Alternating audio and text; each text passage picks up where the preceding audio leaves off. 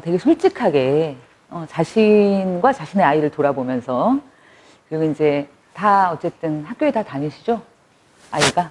네. 네. 그리고 이제 취업 준비를 하고 또 이제 우리가 우리의 새로운 인생을 또 꿈꾸잖아요. 그럴 때 이제 이 교육이라는 게 사실은 우리 미래 100이에요. 우리 아이들을 인구 구성으로 보면 뭐 그죠? 나라에 따라서 뭐 15가 될 수도 있고 25가 될 수도 있고 30이 될 수도 있고 베트남은 뭐 젊은 친구들이 거의 50이라면서요. 그 퍼센트가 중요한 게 아니라 우리의 100이잖아요. 우리 아이들은 그죠? 그랬을 때 이제 우리가 무엇을 어떻게 해야 될지를 오늘은 정말 진지하게 오늘 재밌기보다는 저는 사실은 이제 PPT 구성하면서도 굉장히 고민을 많이 했어요. 어떻게 재밌게 뭐를 전달할까가 아니라 오늘 어떻게 진심으로 우리가 같이 이야기할까가 오늘의 목표입니다. 네, 들어가 볼게요. 여러분 꿈 다 있으셨죠? 네. 어렸을 때 꿈이 혹시 뭐예요? 어렸을 때? 응? 현모양처. 와우. 되게 어려운 꿈인데 그거 실현하셨나요? 절대. 저는 어렸을 때 꿈이 대통령이었어요. 왜냐면 이게 동네에서 똑똑한 애들, 그래서 대통령은 너무 좀 아닌 것 같다라고 주변에서 얘기를 하니까 그럼 약간 낮은 걸 생각했어요. 그래서 뭘 생각했냐면 그러면 변호사? 그러면 좀 이렇게 잘 나가는 거, 여자인데 전문직으로 잘 나가는 거. 혹시 지금 꿈 있으세요, 여러분? 없으세요? 네, 고개를 절레절레 몇 분 하셨어요. 제가 여기 다 보이거든요. 여러분들은 안 보이시죠? 저 다 보여. 혹시 꿈 있으세요? 고민 중이세요? 꿈 있으세요? 이 꿈이라는 게 그럼 어렸을 때만 가져야 되는 건가요? 이건 오늘의 숙제예요. 다음 시간에 여러분들의 꿈을 한번 제가 들어보겠습니다. 저는 꿈이 있어요. 그 꿈도 다음 시간에 말씀드릴게요. 아이들한테 꿈을 물어보면 뭐라고 대답하나요, 보통? 너 꿈이 뭐야? 그럼 뭐라고 대답하죠? 직업. 우리나라 애들한테 제가 인터넷에서 검색해 봤어요.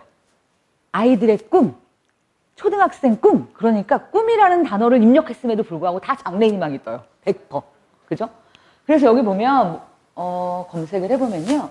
뭐가 있냐면 운동선수, 뭐 교사, 의사, 요새는 뭐예요? 인터넷 방송 진행자, 프로게이머, 제과, 제빵사, 막 가수. 대충 그려지시죠? 근데 모든 아이들이 그런 건 아니에요. 제가 아는 시안이라는 지금 2돌이 채 못 된 꼬마가 있는데 말 엄청 잘해요. 너 꿈이 뭐야? 물어봤어요. 그 아이가 뭐라냐면 저 뽀로로가 되는 거예요. 막 이렇게 꿈을 우리 아이들도 아마 그랬었을 것 같아요. 그죠?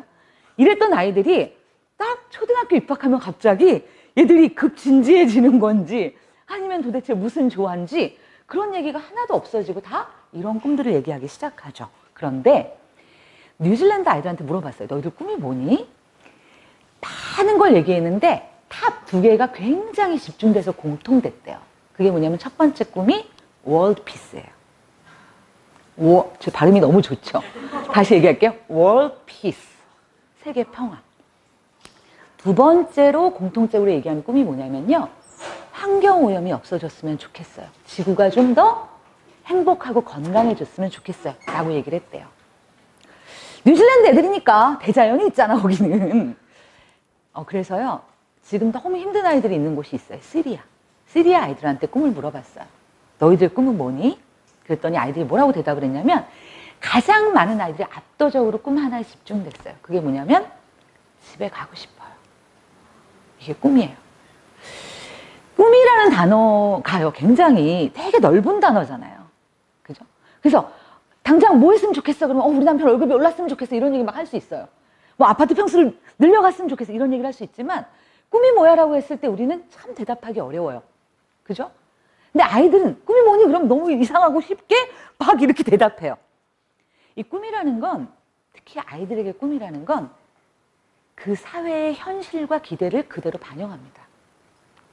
그러면 아이들이 직업을 얘기하는 건 뭘 반영하는 거죠? 엄마들의 기대. 가장 아이들에게 가까운 사회는 뭐예요? 가정이에요. 그리고 아이를 둘러싸고 있는 또래 집단, 유치원, 미디어, 사회 분위기, 그죠? 이런 거죠. 그 안에서 우리 아이들의 꿈은 직업으로 고정돼 있어요. 그래서 뭘 열심히 하죠. 지난번에 말씀드렸던 것처럼 뭐 연예인이나 가수 이런 애들은 어렸을 때부터 자기 꿈을 열심히 쫓아서 대학 안 가도 성공하는 애들이 되게 많아요. 근데 나머지 애들은 참 어려워요. 그쵸? 내가 뭘 잘하는지 모르겠어요. 근데 여기도 한 가지 함정이 있어요.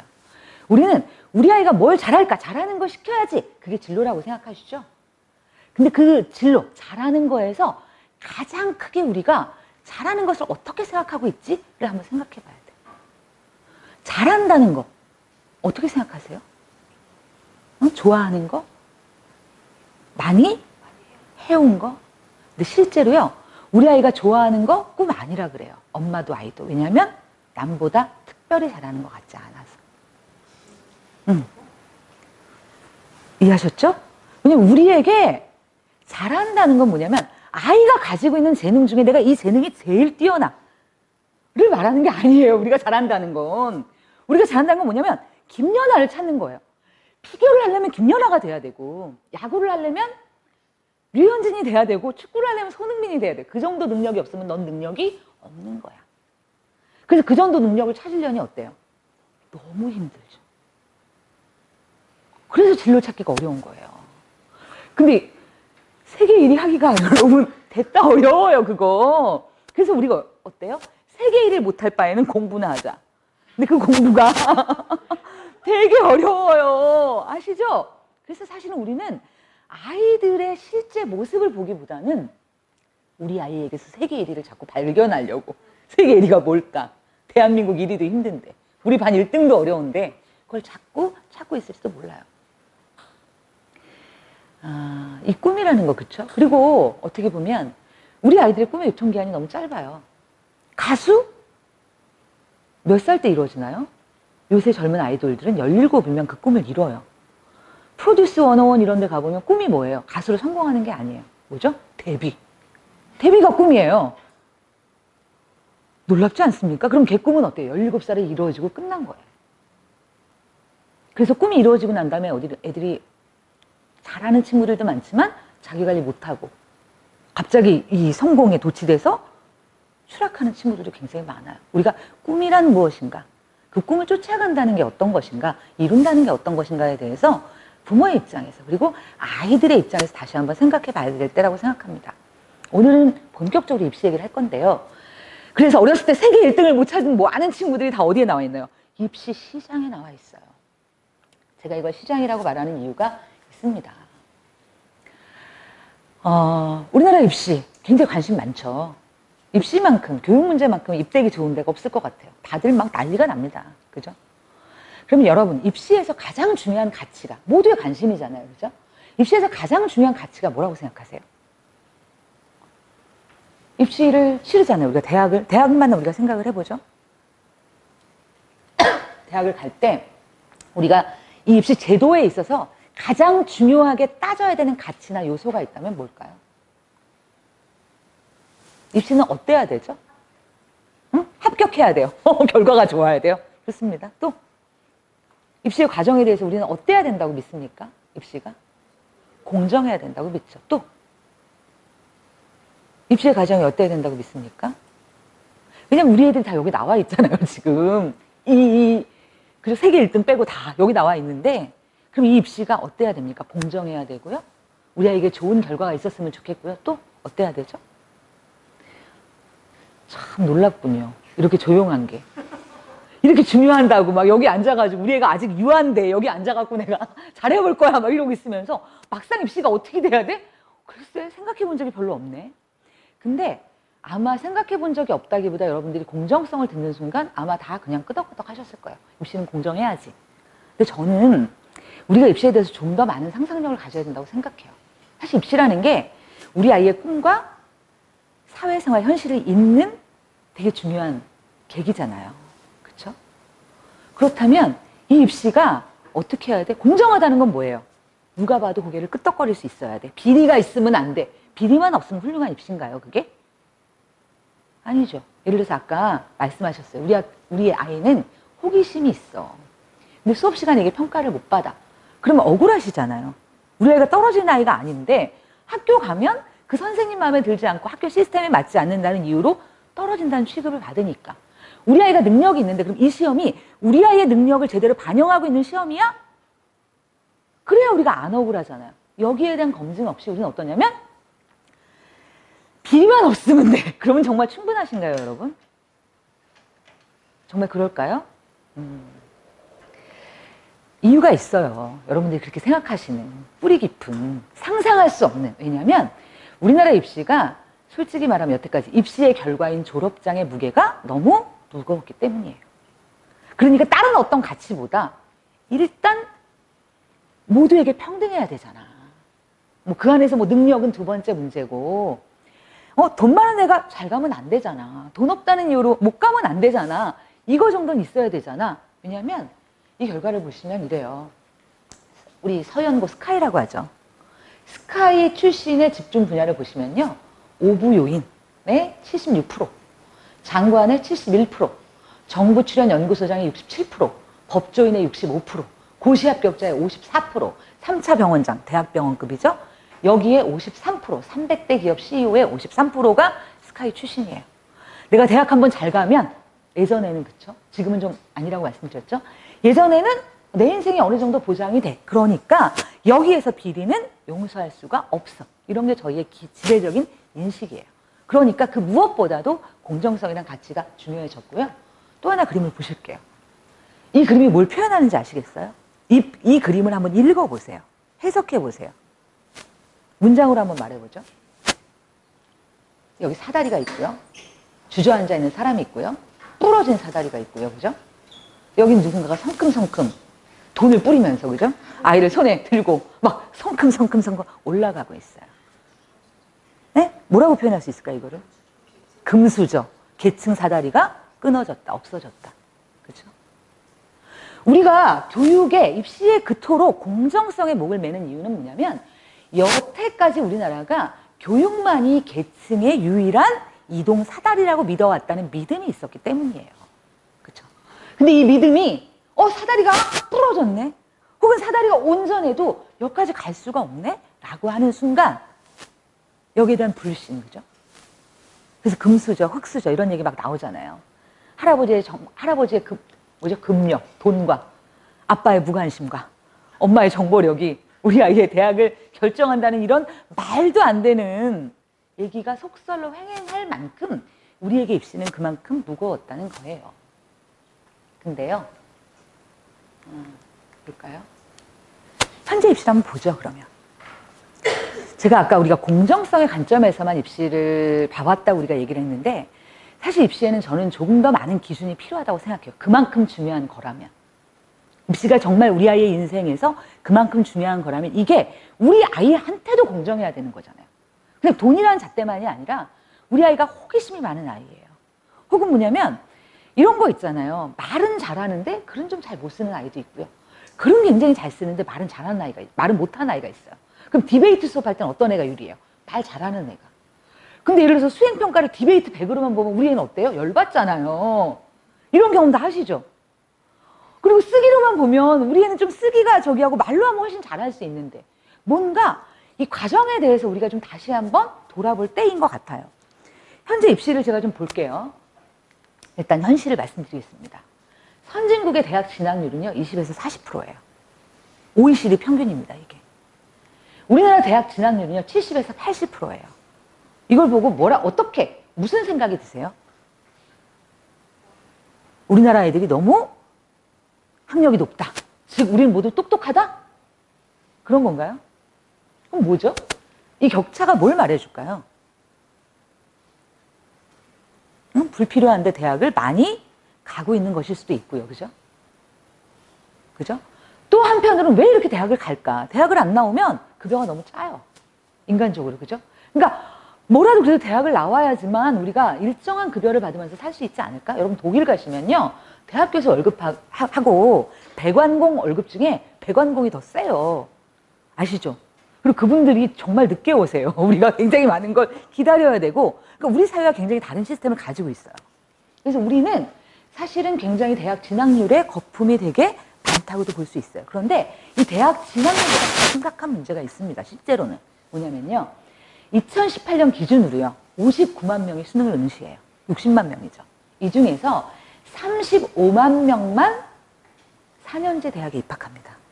그리고 그 중에서 10만 명이 제가 이 표현은 참 뭐라고 써야 될지 모르겠어요. 제가 원래 있었던 표현은 딴 데서 제대로 된 이라고 표현이 있는데 이 말을 그대로 쓸 수가 없는 거예요. 제대로 된 일자리가 뭐야 도대체. 이렇게 표현해도 될까? 굉장히 이게 약간 도덕적으로 제가 이 말을 쓰면 안 될 것 같다는 막 느낌이 드는 거예요. 그래서 제가 바꿨어요. 괜찮은 일자리를 얻는다고 합니다. 그렇기 때문에 어떻죠? 경쟁이 굉장히 센 거예요. 세계 1등 안 하고 어떻게 반에서 1등이라도 해보려고 여기 왔는데 여기서도 어떻죠? 너무 경쟁이 치열합니다. 그래서 입시의 공정성이 그토록 강조되고 있는 거예요. 그러면 우리나라 현재 입시 시스템을 보여드릴게요. 잘 들으셔야 돼요. 지금 이제 현재 고등학생들도 있지만 지금 이제 현재의 대학 입시 시스템입니다. 수시라고 하는 것과 정시라고 하는 게 있어요. 들어보셨죠? 정시는 쉽게 말하면 수능 점수, 등급이 아니라 점수로 가는 거예요. 학력고사랑 똑같죠. 점수를 가지고 점수에 맞춰서 대학을 가는 겁니다. 이걸로 몇 퍼센트를 뽑냐면 20% 정도를 뽑아요. 그 다음에 나머지가 점수, 수능 점수 말고 다른 걸로 뽑는 거예요. 첫 번째가 뭐냐면 학생부 교과 전형이라고 하는 건데 이거는 쉽게 내신으로 간다고 생각하시면 돼요. 내신으로 대학을 가는 게 41.4, 학교생활 열심히 하는 거죠. 두 번째가 학생부 종합 전형은요 뭐냐면 내신만이 아니라 학종이라고 들어보셨죠? 이 학종 사람들이 좋아하나요? 싫어하나요? 열나 싫어하죠. 왜 싫어하죠? 금수저래, 깜깜이래, 제일 공정하지 않아, 문제가 많아, 이렇게 악명 높은 거예요. 근데 여기서는 뭘 보냐면 내신 플러스 뭘 보죠? 비교과 활동, 동아리 활동 같은 거, 그 다음에 인성, 그 다음에 자기소개서를 보고 난 다음에 면접을 하고요. 마지막에 수능 최저 등급을 적용해요. 서울대도 생각보다 높지 않아요. 수능 최저가. 보통 서울대를 가려면 1등급만 맞아서 정시를 못 가요. 1등급 안에서도 어떻죠? 탑의 점수를 받아야 돼요. 근데 예를 들어서 서울대나 고대 연대가 거의 뭐냐면 세계 영역 6등급이에요. 2등급, 2등급, 2등급만 맞춰도 갈 수 있어요. 다른 부분에서 통과를 하기만 하면. 그죠? 그 다음에 논술, 실기 등이 굉장히 작아요. 이거는 뭐 예체능이라든가 몇 개 대학에서 이렇게 하고 있어요. 그래서 보시면요. 다시 한번 제가 질문을 드릴게요. 우리 입시가 공정해야 된다고 그러셨죠? 그죠? 그럼 뭐가 제일 공정한 입시일까요? 제가 말씀드렸잖아요. 수능 100으로 가는 게 있고, 제가, 그죠? 가장 공정한 입시의 방법은 뭐라고 생각하시나요? 제가 수능에 우리 오지선다잖아요? 오지선다를 드렸어요. 첫 번째가 수능 100. 그죠? 수능으로 보는 게 점수를 줄 세우는 게 제일 공정해. 내신 100. 무슨 소리야. 그래도 학교 생활 열심히 하고 학교 공부 열심히 해야지. 이걸로 가는 게 제일 공정해. 학생부 종합전형. 제가 간단하게 설명드렸죠? 그 다음에 현행 입시. 야, 한 가지만 말고 일단 섞어가자. 애들도 다 다른데 좀 섞어가는 게 낫지 않겠어? 이게 현행 입시. 그 다음에 5번은 뭐냐면 우리 애겐 다 불리해. 우리 애는 여기 이 4개 중에 갈 게 없어. 새로운 걸 내가 창안을 하겠어. 잠깐 생각할 시간을 30초 드릴게요. 30초 생각해 보시고 손을 드시는 거예요. 잘 생각해 보세요. 제가 세겠습니다.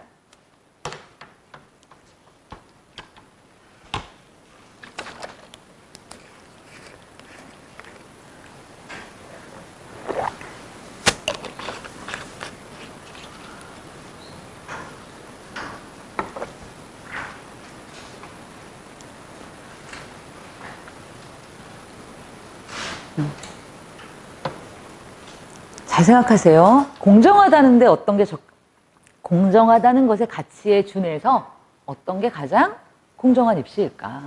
근데 또 한편으로는 다른 생각 하셔야죠. 우리 애한테 뭐가 제일 유리할까? 이 두 가지를 한번 제가 나누어서 질문을 드려볼 거예요.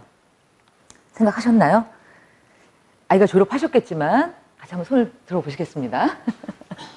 1번 수능 100이 제일 공정하다. 오, 좋습니다.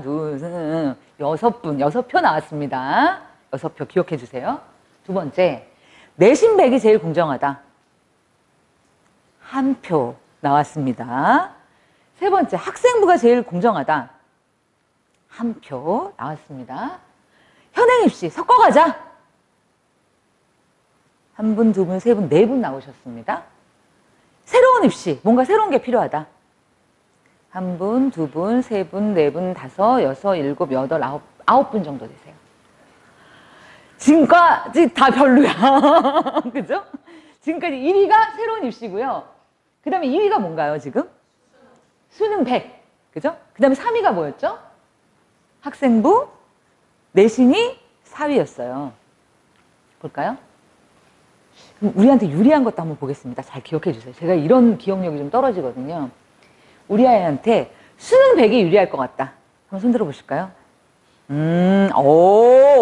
여러분들 좋습니다. 6분 정도 손 드셨어요. 기억해 주세요. 내신 100이 유리할 것 같다. 2번 들어도 되죠. 뛰어나다 우리 애가 이런 표현이십니다. 지금 5분 정도 드셨습니다. 세 번째, 학생부가 유리할 것 같다. 1분 드셨습니다. 현행입시, 석고상하면 어디라도 갈 것 같다. 6분 정도 드셨어요.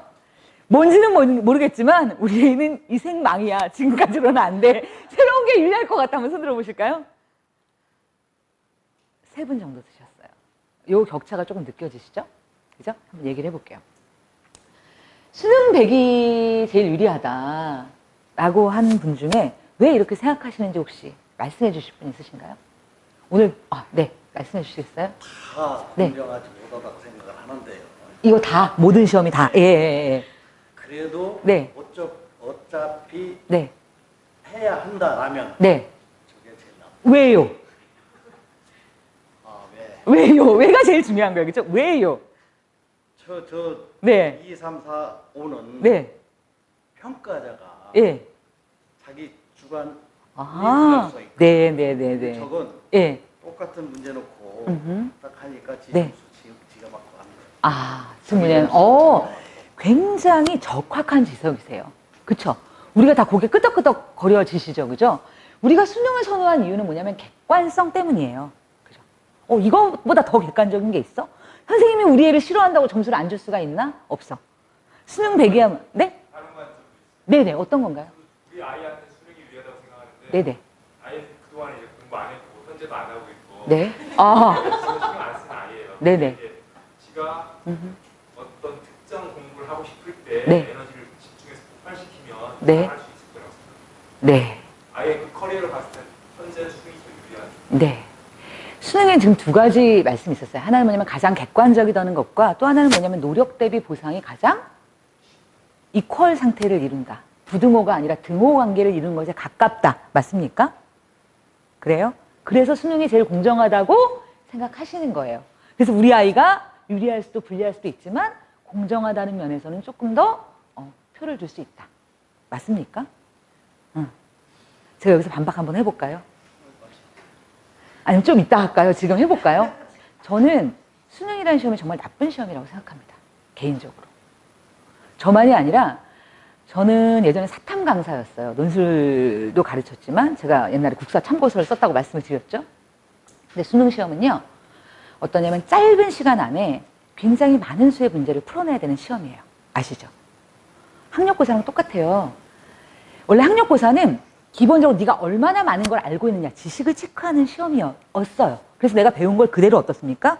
시험 직전까지 막 외워서 이게 써가지고 아시잖아요. 막 외워가지고 끝나면 이게 나오는 것보다 막 마킹하고 아니면 이렇게 시험지 구석탱이다 막 쓰잖아요. 내가 외웠던 거 까먹을까봐 막 써놓고 보는 시험이었어요. 학력고사가. 수능은 그런 시험을 폐지하고 만든 시험이에요. 왜냐면 그런 단순 지식이 아니라 네가 수학이라는 게 뭐야? 공부하는 거잖아요. 공부할 능력이 되는지. 대학은 학문을 해야 돼요. 그죠? 내가 전공, 진로에 대한 학문을 해야 되는데 그 학문할 능력이 충분한가를 묻는 시험이에요. 근데 지금 수능은요 이렇습니다. 국어 예를 들어 볼게요. 80분 동안 45문제를 풀어야 돼요. 시험지가 16장이고요. 그중에 제시문의 길이가 1장 반짜리가 2개 정도 되고요. 나머지 제시문의 길이도 반장을 넘어서요. 국어 애들이 왜 못 보는 줄 아십니까? 시간이 모자라서. 시간이 모자란다는 얘기를 잘 해석하셔야 돼요. 우리가 뭔가를 이해한다는 건 뭐예요? 시간을 들여서 관찰하고 숙고한 끝에 결론을 내리는 게 사고라고 하는 과정이에요. 그러면 국어 시간에 사고를 하면 될까요? 안 될까요? 안 된다는 겁니다. 국어 시험 시간에는. 지금 뭐냐면 이 문제를 보면 토끼전 나왔어. 이 유형으로 풀어야 돼. 더 심각한 얘기 말씀드릴까요? 2교시에 수학 봅니다. 수학 시간은 100분이고요. 문제는 30문항이에요. 근데 그중에 새 문항에 킬러 문항이라는 게 존재해요. 들어보셨죠? 어디선가 전설로 다 돌아다니는 얘기일 뿐만 아니라 사실입니다. 근데요, 100분 동안 30문제 작은 것 같죠? 애들이 왜 못 푸는 줄 아세요? 시간이 모자라서 못 풉니다. 즉 시간이 모자라다는 건 어떤 거냐면요. 시간을 들이면 여러 가지 해법으로 다 풀 수 있어요. 그 얘기는 수학적 사고력이 된단 말이에요. 근데 수학적 사고력을 발휘하면 그 문제는 틀려요. 그렇게 풀면 안 되고 가장 빠른 지름길 하나만 외워. 요 유형으로 딱 두 줄 읽고 그러면 유형 A. 나머지 두 줄을 읽었을 때 이것은 A에서 B로 넘어가는 거야. 이걸 외우지 않으면 그 문제를 풀 수 없어요. 그중에 킬러 문항, 세 문항은 어떻게 나오느냐면요. 이런 개념을 3번 이상 꼬은 문제예요. 이 문제를 미리 내가 공부하지 않으면 절대로 그 문제를 풀 수 없다는 얘기예요. 답답한 어떤 수학 교수님이 자기 아들 시험지를 놓고요. 애가 하도 수학을 못하니까 야 갖고 와봐봐. 수능을 딱 봤어요. 꿀꺽. 그 다음에 분노하셨대요. 처음에 꿀꺽 당황하셨죠. 내가 멋있어야 되는데 아빠가 수학 교수인데 일단 멋이 없어졌어요. 근데 두 번째는 분노스럽다는 거예요. 도대체 이 문제를 우리 아이가 왜 어떻게 풀어야 될까? 그죠? 그래서 지금 대치동에 시땡땡땡이라는 학원에 있어요. 거기에 가면 왜 요새 뉴스에서 모의고사 뭐 문제풀이 한데 막 엄마들이 자리 맡고 막 밤새 줄 서고 이런 거 보셨죠? 아니 모의고사 문제풀이 한데 왜 밤을 새서 줄을 서야 돼? 실제로 수강 가보면요 50% 미만으로 애들이 없어요. 왜 그럼 거기에 갈까요? 모의고사 문제를 받으려고 가는 거예요. 그 유형을 연구하는데 수학, 국어 이런 학원에서 한 달에 몇 천만 원씩 써요. 그럼 그 문제를 애들이 엄마 아빠가 줄 서서 거기서 받아왔어요. 옆 친구한테 줄까요? 안 줄까요? 안 줘요. 이게 지금 수능의 현실입니다. 이게 현실이에요. 이 시험을 우리가 그래도 객관식이니까 1, 2, 3, 4, 5 중에 찍으니까 그러면 찍은 신이 강림하는 애에게 유리한 시험이죠. 이건 제가 볼 때는 지름신이 아니라 그 찍기 신이 강림한 애들한테는 유리한 시험일 수 있지만 정말로 이게 유리한 시험일까? 실제로 그래서 수능으로 대학을 가는 정시 출신 아이들이 대학 잘 가는 애들이 어딘지 보세요. 제일 많이 가는 애들이 특목 자사고 출신 애들이 수능 고득점을 맞습니다. 두 번째가 강남 8학군 명문학군 출신들이 고득점을 받아요. 그러니까 보통의 학군에서 되게 열심히 공부를 해서 우리가 2등급 후반까지 맞을 수 있어요. 근데 1등급 전반을 맞기가 수능으로만 대학 가기가 너무너무 어렵다는 거예요. 현실적으로. 이게 현실입니다. 이게 수능 100에 대해서 근데 우리가 왜 이런 환상을 가지고 있냐? 객관식, 평가자의 주관, 이게 너무 중요한 거예요, 우리한테. 왜냐면 우리는 아픈 경험이 있으니까. 그렇지 않습니까? 왜냐면 우리 어렸을 때 뭐 있었죠? 촌지 있었어요. 저 어렸을 때 그게 막 너무 공공연했어요. 우리 엄마가 5,000원 주고 갔다! 이래도 그걸 신고도 아무도 안 하고요. 그랬니? 막 이렇게. 그 다음에 선생님이 한번 이렇게, 가정방문 돌면 한 달 월급이 나왔대더라? 당연하지. 이랬던 세상에서 우리가 살았어요. 그러니까 이 평가자의 주관이라는 부분에 대해서 우리는 되게 안 좋은 기억을 갖고 있는 거예요. 지금 그렇게 하면, 지금 촌지 줍니까? 안 주죠. 큰일 나요. 그리고 그 일이 알려지면 어떻게 됩니까? 전학 가는 것으로도 모자라서 되게 힘듭니다. 선생님도 힘들고 아이도 힘들고. 사실은 사회 시스템이 투명해지면 문제가 되지 않을 것들인 거예요. 결국 시험 문제도 누가 냅니까? 선생님이 내잖아요. 그럼 선생님이 내는데 선생님이 공정하지 않아. 자기가 막 좋아하는 문제만 내. 우리가 이렇게 문제 제기할 수는 없잖아요. 그죠? 생각해 봐야 됩니다. 두 번째, 내신 100. 여기에 대해서는 현실적으로 우리가 다 현실적이지 않다는 생각을 해요. 왜냐면 학교마다 다 다르잖아요. 그 내신을 가지고 대학에 갔을 때. 그래서 실제 어떤 일이 있었냐면요.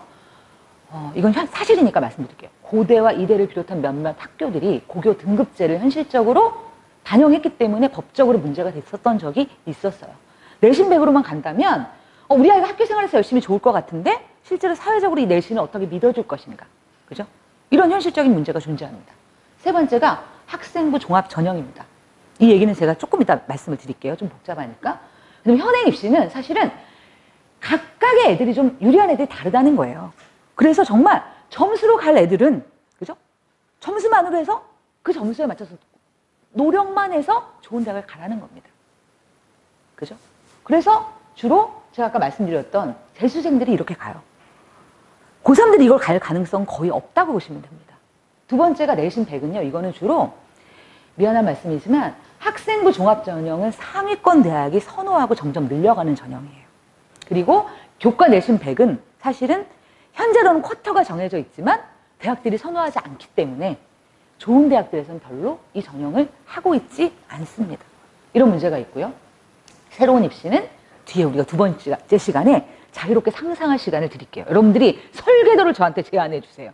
그럼 제가 어디다 막 내볼게요. 우리가 같이 뭐, 그죠? 청원을 받아서 청와대 올릴 수도 있고요. 그렇지 않습니까? 한번 볼까요? 근데 제가 이 얘기를 아까 드린 거예요.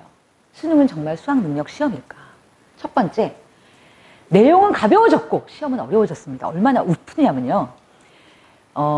우리나라에서 이 교육 정책을 바꾸는데 제일 큰 힘은 결국은 뭐냐면 정치예요. 유권자의 일입니다. 유권자가 짜증내 하면 입시를 바꿀 수밖에 없어요. 왜냐면 표를 얻어야 되니까. 그렇지 않습니까? 학부모들이 막 얘기해요. 아, 공정하지 않아요. 너무 복잡해요. 그냥 수능 100으로 가요. 이런 분들 되게 많아요. 그리고 너무 어려워요. 우리 애가 너무 많은 걸 배워서 사교육비가 높아지는 것 같아요. 그래서 어떤 일이 벌어지냐면요. 물리를 선택하지 않은 친구가, 물리를 배워본 적이 없는 친구가 물리학과를 갑니다. 어떻게? 점수에 맞춰서. 학교는 그걸 볼 수가 없어요. 왜냐면 법적으로 그걸 보는 게 불법이에요. 근데 물리학과를 전공하는데 물리 안 한 애가 들어왔어요. 교수님들이 어떨까요? 깊은 한숨이 나오신답니다. 그리고 이 친구가 중도 탈락할 확률이 어떨까요? 높겠죠. 두 번째, 공대를 갈 때 가장 기초 학문이 뭔지 아십니까? 수학, 그 다음에요, 물리. 이 두 가지가 기초 학문이에요. 지금 공대 진학한 친구들의 거의 대부분이 아니고 현실적으로 말하면 일반고 출신 공대 합격자들의 굉장히 많은 숫자가 물리를 전공하지 않았어요. 다 뭐 전공합니까? 쉬운 지구과학하고 생물을 택합니다. 지금 뭐냐면 내용은 가벼워졌어요. 그리고 내가 실제 대학 가서 학문할 때 필요한 공부가 아니라 지금 뭘 하죠? 점수 따기 쉬운 과목을 그래서 점수 올릴 수 있다라고 자신하는 겁니다. 나 열심히 공부하면 점수 올릴 수 있어. 근데 대학 가서는 어떻죠? 그래서 대학이 사실은 과고 영재고 출신을 선호하는 거예요. 왜냐면 얘네들은 그걸 다 하고 왔거든요. 다 하고 온 애들하고 내가 물리를 안 했는데 서울대 공대에 갔어요. 얘랑 공부를 하면 어떤 일이 벌어질까요? 너무 슬프게도 학교에서 스터디를 하잖아요. 일반고 애들 안 껴준답니다. 왜냐? 방해가 되니까. 이게 시험을 위한 시험이잖아요. 등급을 가르기 위한 시험, 시험을 위한 시험, 점수를 위한 시험. 이 시험을 치고 유형별로 외워서 대학에 갔어요. 그래서 수학 1등급을 맞았어요. 근데 그 유형이 대학 가면 소용이 있을까요? 없을까요? 없습니다. 유형별 시험은 6개월만 지나면 다 휘발해버려요. 그러니까 실력을 키워서 그 실력으로 점수를 받는 게 아니라 지금은 점수를 잘 받기 위해서는 거꾸로 실력을 포기하고 유형을 외워야 되는 현실이라는 겁니다. 그렇죠? 그래서 개천에서 용나기가 되게 어려운 현실입니다. 제가 수시와 학종에 대한 이야기를 드리려고 해요. 왜냐면 이게 정말 집중 포화를 받습니다. 그래서 제가 이게 뭔지를 일단은 알려드리고 싶어요. 수시가 바꾼 학교의 풍경. 첫 번째 이겁니다. 그죠? 여러분 어렸을 때 중학교 때 고등학교 때 동아리 활동 해보셨어요? 뭐 하셨어요? 컴퓨터? 또 해보신 분 있으신가요? 도서, 관현악. 저 어렸을 때는요, 제가 50이라고 말씀드렸죠? 제 중학교 때는 딱 몇 개가 있어요. 미술반, 연극반, 뭐 이런 거 있잖아요. 문학반? 그리고 솔직히, 미술반에는 미술을 좋아하는 애가 아니라 미대 갈 애들이 모여 있었어요. 동아리 활동이 거의 없었고, 동아리 활동한 애들은 특별한 애들이었습니다. 근데 지금은 모든 친구들이 어때요? 다 동아리 활동하죠? 그래서 다양하게, 예를 들어서 라인 댄스반. 이걸로 진로를 가겠습니까, 얘가? 걸그룹을 되려고 하는 게 아니에요. 아이들이 자기가 하고 싶은 문예 토론반, 과학반, 그죠? 뭐 탐구반, 그 다음에 UCC 시작반, 다양한 동아리 활동을 지금은 어때요? 해야 합니다. 뿐 아니라 아이들이 우리 학교에 내가 하고 싶은 동아리가 없어. 그럼 어떻게 되죠? 모으면 됩니다. 제 조카가 이번에 학교에서 연극반이 없어서 연극반을 만들려고 했대요. 근데 6명밖에 안 모여서 폐지됐습니다. 이제 자기 친구들을 모아서 자기 스스로 뭐냐면 내가 하고 싶은 활동을 할 수가 있어요. 그리고 이거 한번 볼까요? 여기 좀 보면요. 창조고등학교 요리동아리입니다. 요리동아리에서 뭘 하냐면요. 자기네들끼리 모여서 재미있게 요리를 하고요. 그걸 가지고 봉사활동을 했어요. 밑반찬을 전달하는. 예를 들어서 생각해 보세요. 우리가 수능 100, 쉽게 말하면 학력고사예요. 똑같은 거, 점수대로 가는 거죠. 그죠? 우리가 학력고사 때 유명한 전설이 있어요. 삼당사락이라고 들어보셨어요? 사당오락이라고 들어보셨어요? 사전 3권을 씹어 먹어야 대학 간다는 거 들어보셨어요? 다 외우고 어때요? 씹어 먹고 이거 먹었다는 거 다시 꺼내볼 필요가 없다는 얘기예요. 이미 내가 다 먹었으니까 소화. 이렇게 우리가 공부를 했고요. 고3 때 엉덩이가 큰 여자애가 아니면 걔는 공부를 안 하는 애예요. 하도 앉아있어서 군대인가 이따만 해줘야 그죠? 공부를 했다고 되는 거죠. 최상위권 애들이 예전에는요. 대학을 가기 위해서 뭐만 했어요? 그렇게만 했어요. 근데 걔네들도 이제는 뭘 해야 되냐면 이걸 해야만 합니다. 그러면서 자기 진로 탐색을 해요. 과가 여러분 옛날에 솔직히 저도요. 대학 갈 때 제가 8과권이거든요. 딱 갔는데 정말 그 자리에서 처음 내가 대학과를 선택했어야 됐어요. 너무 당황스러운 거예요. 그죠? 갑자기 선생님 딱 보면서 그것도 딱 이렇게 얘기해요. 어느 과 갈래 물어보지도 않아요. 딱 이렇게 자를 가지고요. 아시죠? 자, 기억나세요? 자를 딱 대고 있잖아요. 너는 말이야. 연대 어디까지? 뭐 서울대 어디까지? 뭐 중대 어디까지? 딱 긋고 코트라인별로 딱 과가 이렇게 쫙 가로로 딱 이렇게 있어요. 그럼 이 중에 그 밑에 말고 이 위 중에 여기를 택해. 요 줄이 네 거야. 그럼 그 안에서 거르는 거예요, 내가. 그러면 이 과도 되게 다양하잖아요. 학교에 따라 레벨이 다르니까, 점수 레벨이. 그러면 이게 영문과도 됐다가, 심리학과도 됐다가, 도서관학과도 됐다가, 그렇지 않아요? 동문학과도 됐다가. 그 중에 내가 그나마 그래도 좀 있어 보이고, 그렇지 않습니까? 일단 좋은 대학에 좀 낮은 과를 갈 건지, 좀 낮은 대학에 높은 과를 갈 건지, 막 이런 걸 선택했어야 됐어요. 이게 현실이었던 거예요. 지금 그렇게 대학을 가도 될까요? 안 되죠. 아이들이 공부하면서요, 이런 것도 열심히 하고, 봉사활동도 해야만 합니다. 그리고 중위권 애들의 경우는요, 예전에 중위권 애들이요, 특히나 모자란 게 많잖아요. 빨리 채워야 되잖아요. 어떻게 되냐면 수학 시간에, 그러니까 수학 시간이 아니죠. 예를 들어서 뭐, 역사 시간에, 역사 안 보고. 왜냐면 수능이 안 나오니까. 나는 이과니까. 딱 펼쳐놓고 다 어때요? 수학 문제집 풀었습니다. 선생님도 그걸 어때요? 당연히 인정했습니다. 왜? 대학을 보내야 되니까. 근데 지금은 학생부에게 다 적혀요. 예술, 체육, 역사, 각 과목마다 이 아이가 어떻게 수업을 실제로 진행을 했는지. 그래서 수업 시간에 집중하고 더 내신이 높아집니다. 제가 학종에 대해서 말씀을 드릴게요. 학생부 종합전형은 무엇을 평가하느냐. 첫 번째, 학업을 평가합니다. 내신 성적을 봅니다. 내신 성적, 성취도만 보는 게 아니라요. 그 안에 탐구 활동과 태도 이런 것까지 종합적으로 평가를 하고요. 두 번째 뭘 보냐면요. 이게 더 중요해요. 발전 가능성을 봅니다.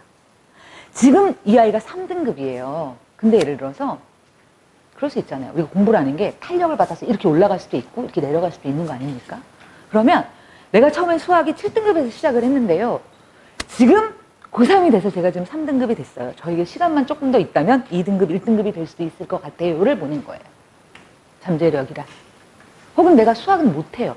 등급으로 따지면 난 수학을 못하고 수학 못하면 공부 못하는 애잖아요. 학교에서.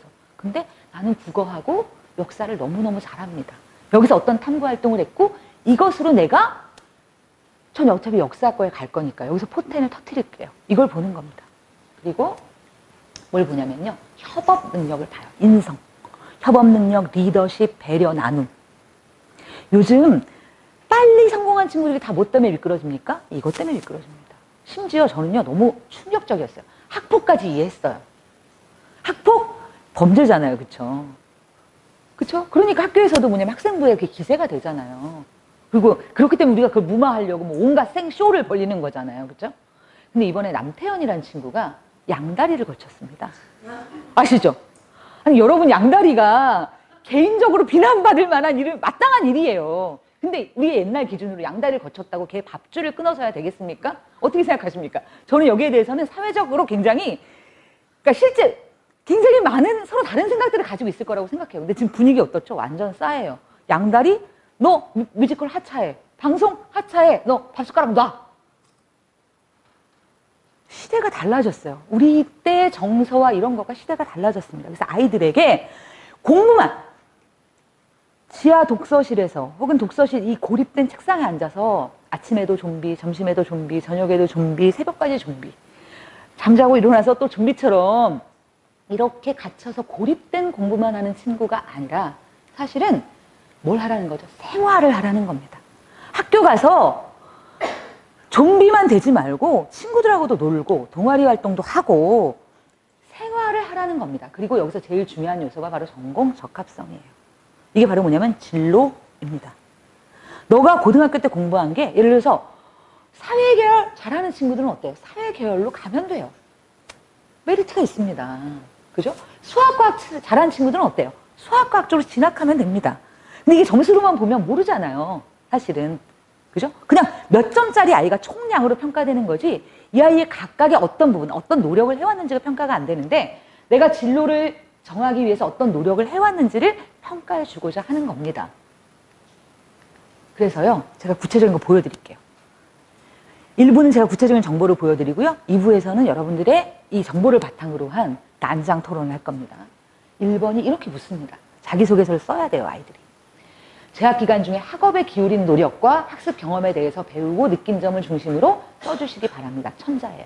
근데 학업에 기울인 결과는 어때요? 내신에 딱 나와 있어요. 그죠? 근데 그 결과 말고 너의 구체적인 노력과 그 안에서 너의 배우고 느낀 점은 뭡니까? 학문하는 태도를 보여달라는 거예요. 나의 잠재력과 나의 태도를.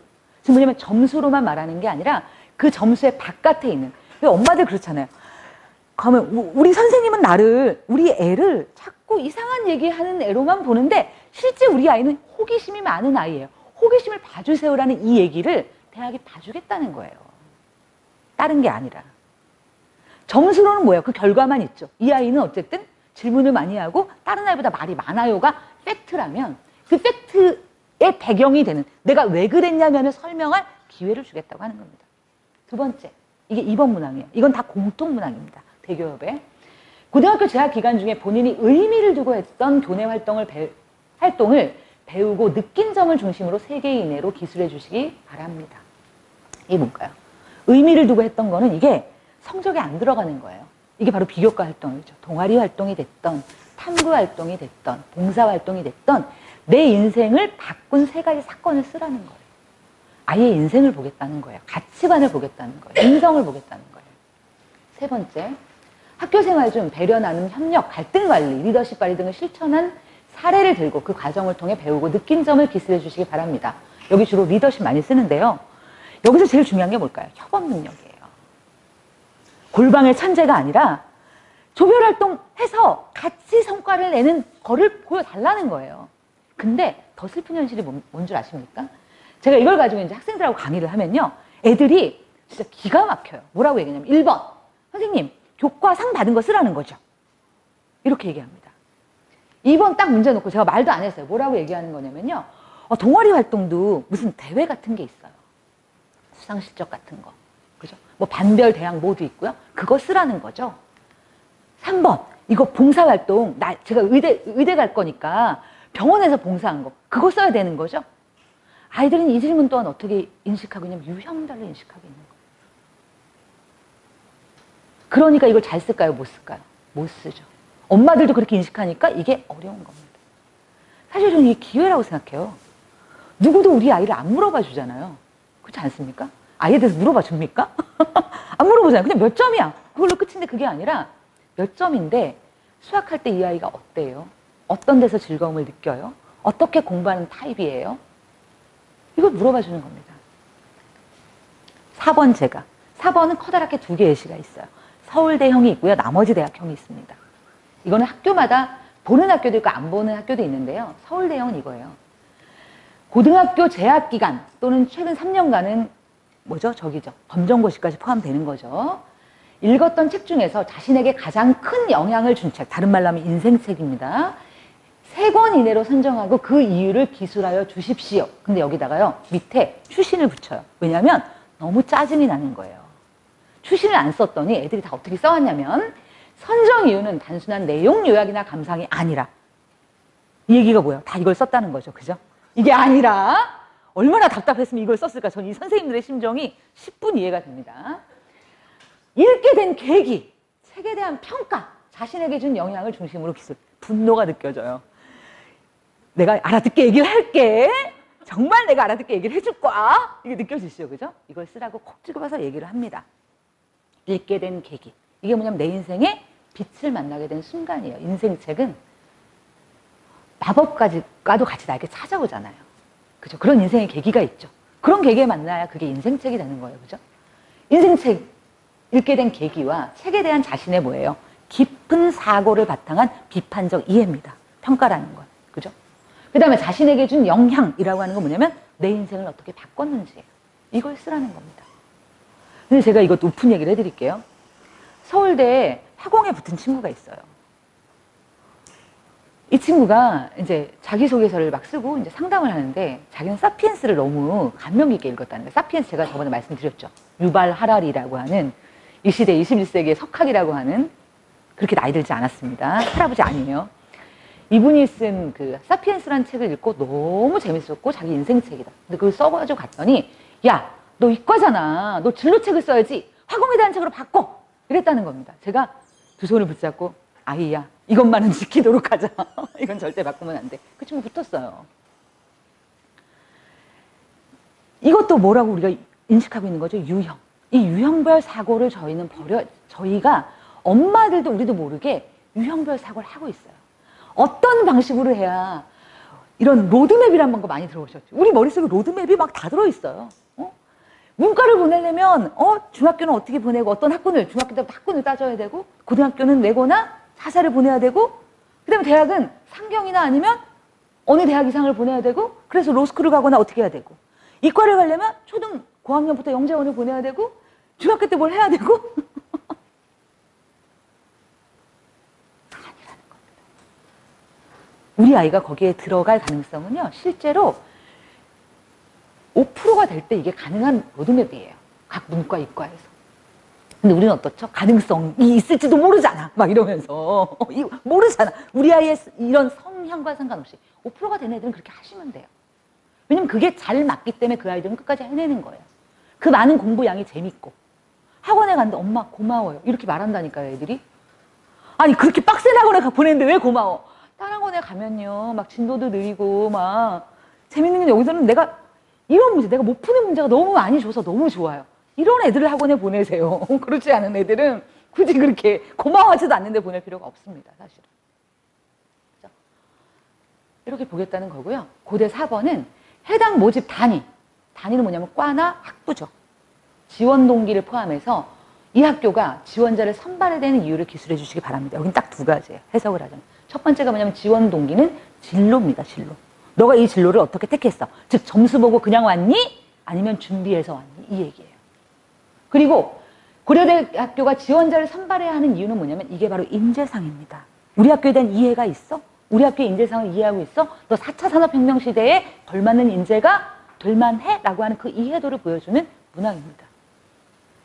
제가 이 얘기를 말씀드릴게요. 아까 상위권 대학들이 그죠? 상위 정확히 말하면 한 10개? 인서울 10개에서 조금 넘어까지 학종을 선호합니다. 계속 이거를 확대하려고 있기 때문에 사실은 굉장히 갈등이 많아요. 근데 대학이 절대 포기하지 않습니다. 그 이유가 뭐냐면요. 이거예요. 구체적으로. 학종으로 진학한 애들의 중도 탈락률이 낮아요. 왜냐면 재수해서 왔어요. 왔는데 안 차요, 마음에. 반수하고 어떻게 됩니까? 삼수합니다. 더 심각한 거. 그냥 첫 해에 어떻죠? 애들이 요새는 그냥 걸어요. 갑니다. 내가 서울대 가려고 했는데 시험에 안 나왔어. 그럼 어떠죠? 연대나 고대나 성대나 그 밑에 중대까지 가요. 그리고 거기서 어떠죠? 학교 안 다닙니다. 그리고 다시 재수해가지고 반수해가지고 다른 학교로 간다는 거예요. 근데 학종으로 온 친구들은 어떠냐면 과에 붙어 있더라는 거예요. 일단 그러면 대학은 등록금을 벌어줬고 로스가 안 나니까 현실적인 이유예요. 그리고 중도 탈락률. 그 다음에 어떤 거죠? 자기 전공에서 끝까지 졸업할 확률이 높다는 거예요. 그냥 재수해서 다른 데를 가는 것만이 아니라 가다 보면 왜 중간에 정말 나랑 안 맞는 것 같아. 이런 친구들 많잖아요. 그 중도 탈락률이 낮기 때문에 선호할 수밖에 없다는 겁니다. 두 번째, 수능의 최저 기준이 있기 때문에 성적의 측면에서 아주 떨어지지 않는다는 거예요. 수능 한 2등급 정도까지면 학문을 수행할 능력이 충분하다는 거예요. 그 안에서는. 그게 무슨 굳이 3점을 더 받은 애들이 막 3점만큼 절대적으로 IQ가 높거나 이런 게 아니라 공부를 열심히, 이 정도로 열심히 한 애들 정도면 충분히 공부를 따라갈 수 있다고 보는 겁니다. 그리고 결국은 여태까지는 내신 등급, 수능 점수 이게 정량, 양이죠. 정해진 거, 딱, 객관성 이런 것만으로 애들을 봤지만 이런 거로 보는 것보다 다르게 뽑았더니 더 만족스러운 애들이 오더라는 겁니다. 현실적으로. 여러분 어떻게 생각하세요? 저는 좀 학종에 대한 많은 오해가 있다고 생각해요. 물론 깜깜이 맞습니다. 과정을 공개를 안 하잖아요. 그건 어때요? 공개하도록 만들어야 됩니다. 요새는요. 옛날에 우리가 입사할 때 왜 떨어졌는지 몰랐어요. 근데 롯데그룹에서 입사원 사원들한테 다 메일을 보냈어요. 당신이 왜 떨어졌는지. 기업 이미지 엄청 올라갔습니다. 아시죠? 그리고 아까 제가 촌지 말씀드렸죠. 옛날에는 촌지만이 아니라 사회 곳곳에서 떡값, 거마비, 뭐 이상한 이름의 관행이 너무 많았어요. 근데 지금은 그걸 딱 뭐라고 하냐면 적폐 이렇게 얘기하고요. 없애버렸습니다. 지금은 어떻죠? 신고 대상이고요. 그걸 하려면 굉장히 은밀하게 진짜 굉장히 머리를 써서 굉장히 피곤하게 해야 돼요. 그리고 리스크가 너무 크기 때문에 우리가 드러나는 그런 걸 하지 않습니다. 저는 숙명여고 사태 아시죠? 그것 이후로 실제 지금 이 학종이라든가 내신에 대한 부분들 여태까지는 비리가 없었을까요? 내신에? 저는 많았을 거라고 생각합니다. 솔직히. 드러나지 않아서 그렇지. 근데 이제는 이게 제도화되고 시스템화 되는 겁니다. 마치 촌지가 없어진 것처럼. 그래서 원래도 상피제라는 게 있어요. 내 아이가 학교에 있으면 담임을 안 맡거나 아니면 아예 학교 자체를 분리하거나 이런 게 있었습니다. 근데 관행적으로 지켜지지 않은 거예요. 이런 것들을 정확하게 지키고 실제 내신의 과정, 이 평가의 과정에 대해서 공정성을 높일 수 있는 시스템을 만들면 됩니다. 법으로 시행하고 처벌을 세게 하면 됩니다. 지금 그게 너무 약하죠. 이렇게 하면 다시는 응시 못하게 하면 어떻게 되겠습니까? 이렇게 비리했으면 아예 수능 응시 자체를 못하게 하면 없어집니다. 제가 볼 때는. 왜냐면 리스크가 너무 크잖아요. 그럼 유학밖에 길이 없는데. 그렇지 않습니까? 사실은. 제가 여러분들한테 쉬는 시간 5분, 7분 정도를 드릴 건데 과제가 있어요. 뭐냐면 두 가지 중에 하나 혹은 두 가지를 다 적어주셔도 좋은데요. 뭐냐면 하나는 학교의 교육 과정에 대한 불만. 지금 내가 다니는 학교입니다. 대학이 아니고요. 내가 초등학교, 내가 중학교, 고등학교 학부모시라면 혹은 사회에서 우리 교육 시스템을 볼 때 불만은 사항을 써주세요. 또 하나는 잠깐만요. 일단 그걸 써주시기 바랍니다. 그리고 한 가지 더 뭐냐면 고민, 질문 있죠. 그야말로. 제가 무슨 교육부 장관도 아니고 모두 아니기 때문에 다 답해드릴 수 있다는 확신은 없지만 여러분들의 진짜 고민을 적어주셔도 좋습니다. 포스트잇 나눠드릴게요.